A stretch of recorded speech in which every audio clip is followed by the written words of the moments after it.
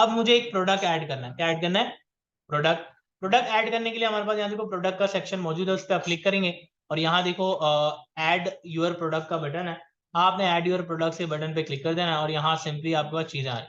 मैं यहाँ पर कहीं से भी कोई इमेज प्रोडक्ट उठा लेते हैं। मैं गुल अहमद की वेबसाइट में जाता हूँ और यहाँ से हम कोई भी समर सेल वगैरह का कोई भी प्रोडक्ट हम उठा सकते हैं यहाँ से। तो जैसे ये पर्स है, ठीक है, तो ये प्रोडक्ट है, ठीक है। इनकी इमेजेस हम कॉपी कर लेते हैं। Right click open image in new tab, right click open image in new tab, right click open image in new tab.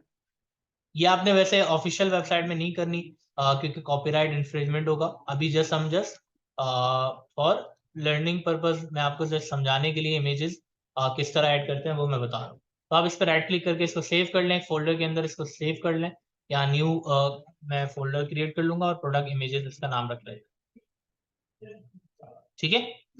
अब इमेजेस मैं यहाँ ऐड करूंगा। बाय डिफॉल्ट देखो डॉट वेब फाइल बना रही है, मैं इसको ऑल फाइल्स करके सिंपली और यहाँ पर मैं क्या कर दूंगा dot JPG basically Java extension रख दूंगा ताकि इमेजेस में सेव हो। इसको क्लोज कर लेते हैं और इसे भी इसी तरह सेव करेंगे।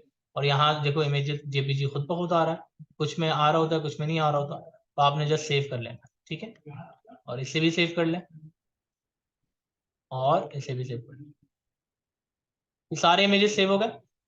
अब ये करने के बाद आपने यहाँ पर टाइटल रखना है। तो यहाँ हमारे पास टाइटल ऑलरेडी मौजूद है, मैं इसी टाइटल को कॉपी करूंगा और यहाँ मैं टाइटल रख दूंगा।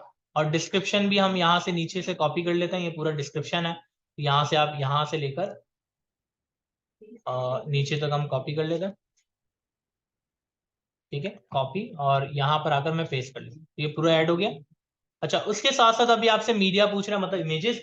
तो आपने यहाँ पर इमेजेस ऐड करनी है। तो यहाँ ऐड फाइल्स के बटन पे मैं क्लिक करूंगा और यहाँ से डेस्कटॉप में जाते हैं और पी से सर्च करते हैं प्रोडक्ट इमेजेस। तो हमारे पास यहाँ पर कहीं पर प्रोडक्ट इमेजेस के नाम से फोल्डर बना हुआ होगा, ये रहा प्रोडक्ट इमेजेस, ये रहा।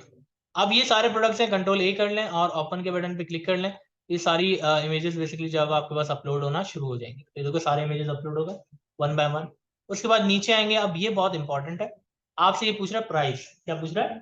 अब इस प्रोडक्ट की एक्चुअल जो प्राइस है वो क्या है, तो यहाँ लिखा हुआ भी होगा 3000 में ये सेल करें, कितने में। और वैसे एक्चुअल प्राइस ये क्या दिखा रहे हैं, 499, मतलब 5000 ऑलमोस्ट रख रहे हैं, बाकी ये डिस्काउंट है। तो यहाँ पर आपने अगर एक्चुअल प्राइस रखनी है वो 3000 होगी। और आप बेसिकली जब वैसे उसकी एक्चुअल प्राइस क्या है, वो है 499 है, और आप बेच कितने में रहे हो, 3000 में बेच रहे हैं, ठीक है। तो ये यहाँ डिस्काउंट के साथ सिमिलरली जैसे यहाँ पर आ रहा है क्रॉस करके, इसी तरह ये ऑटोमेटिकली अप्लाई कर लेगा। Change tax, charge tax on this product, अगर कोई टैक्स वगैरह है वो भी आप चार्ज कर सकते हैं।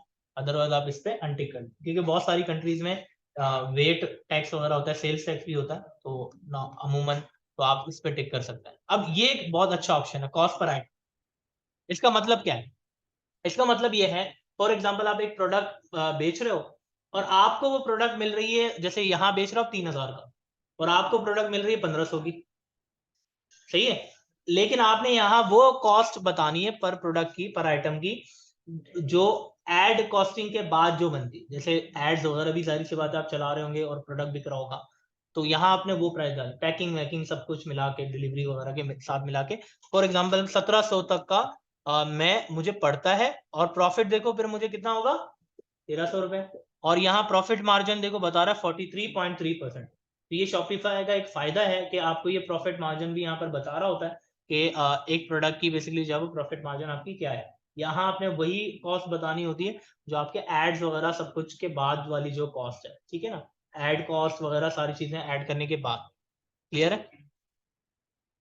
अब इसमें फायदा आपको पता है क्या होना है ये कॉस्ट पर आइटम रखने से? इसमें ये होगा जब आप रिपोर्ट्स आपकी जनरेट हो रही होंगी ना, उस वक्त आपको ये प्रॉफिट वगैरह सारा कुछ कैलकुलेट करके देगा। तो जैसे पूरे मंथ की आपने प्रॉफिट निकालनी हो सारे प्रोडक्ट्स की, पर प्रोडक्ट पे आप जो सेल आउट कर रहे हो प्रोडक्ट, उनमें कितना प्रॉफिट हो रहा है, तो ये बहुत ज्यादा बेनिफिशियल होता है।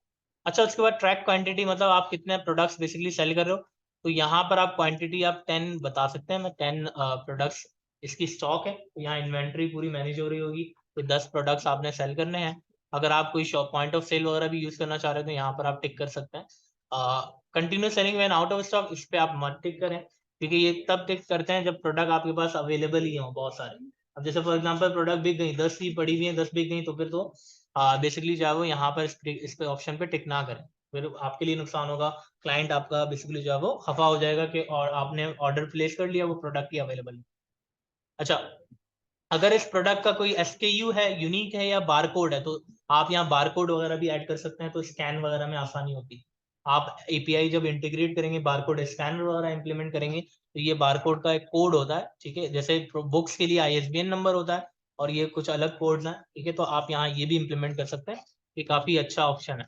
उसके बाद फिजिकल प्रोडक्ट है तो उसकी वेट लाजमी होगी, तो 1 kg या 0.7 kg रख लो, जैसे जो है वो पर्स की वैसे केजी 1 kg बहुत है, पर्स बेसिकली भारी ही होता है, तो यहाँ 1 kg आप जो भी वेट होगा वो आप रख सकते हैं। अगर वो फिजिकल प्रोडक्ट नहीं है, डिजिटल प्रोडक्ट है, तो आप यहाँ डिजिटल प्रोडक्ट पे टिक कर लें, तो कोई भी वेट वगैरह काउंट नहीं होगा, ठीक है, तो हमारा तो फिजिकल है, मैं यहाँ 1 kg ही रखूंगा, ठीक है। इसके बाद अगर इसके वेरिएंट्स है ना, जैसे कलर्स, साइज वगैरह, वो भी आप यहाँ मैनेज कर सकते हैं। बाकी आप यहाँ सर्च इंजन की लिस्टिंग देखो, इस तरह शो हो रही है, प्रोडक्ट का नाम इस तरह आ रहा होगा, URL आ रहा होगा, और इस तरह डिस्क्रिप्शन वगैरह बेसिकली जो है वो आ रही होगी, सर्च इंजन की SEO ये ऑटोमेटिकली इसीलिए कर रहा होता है। अगर इसे एडिट करना चाहो, यहाँ अपने हिसाब से डिस्क्राइब करना चाहें तो वो भी कर सकते हैं, URL आप अपने हिसाब से शो करवाना चाहें SEO के अंदर, वो भी आप कर सकते हैं, तो काफी अच्छा ऑप्शन है, सारा कुछ आप। अच्छा, दूसरा, मैं यहाँ से ये प्रोडक्ट मैं हटा दूं, ठीक है, मैं ये टाइटल में से हटा देता हूँ, तो यहाँ भी ये बेसिकली जो है वो हट जाएगा, देखो हट गया ऑटोमेटिकली। तो अब आपने क्या करना है, सेव के बटन पे क्लिक करना है, जैसे ही आप सेव करेंगे तो ये प्रोडक्ट बेसिकली क्रिएट हो जाएगा, पब्लिश हो जाएगा, देखो प्रोडक्ट पब्लिश हो गई है। अब आपने इसे व्यू करना है, तो प्रीव्यू के बटन पे यहाँ क्लिक कर लें, तो ये प्रोडक्ट आप प्रीव्यू यहाँ पर कर सकते हैं, तो देखिए सिंपल आपके पास प्रोडक्ट आ गया विद सारे इमेजेस। अच्छा, दूसरा यहाँ पर प्रोडक्ट का नाम आ रहा है, उसकी वही प्राइस, ये डिस्काउंटेड प्राइस है, सेल भी लगा हुआ है, क्वांटिटी आप यहाँ से बढ़ा सकते हैं, ठीक है, लेकिन 10 ही क्वांटिटी है, ज्यादा नहीं ऐड कर सकते। ऐड टू कार्ट है, बाय नाउ का बटन है, बाकी इसके डिस्क्रिप्शन वगैरह है, आप शेयर भी कर सकते हैं, और नीचे आपके पास सिंपल आ रहा है। और अगर मैं होम पेज में जाऊंगा, तो होम पेज में जरा गौर करना, नीचे देखो ये सिंगल प्रोडक्ट भी आ रहा है, वहां पहले आपके पास यहाँ डमी कंटेंट आ रहा था, अब यहाँ पर ये प्रोडक्ट भी बेसिकली आ रही है। और दूसरा, अगर मैं यहाँ से कैटलॉग के बटन पे क्लिक करूँ, तो कैटलॉग में देखो भी यहाँ पर भी यही प्रोडक्ट आ रही है, और यहाँ फिल्टर्स ऑटोमेटिकली देखो लगे।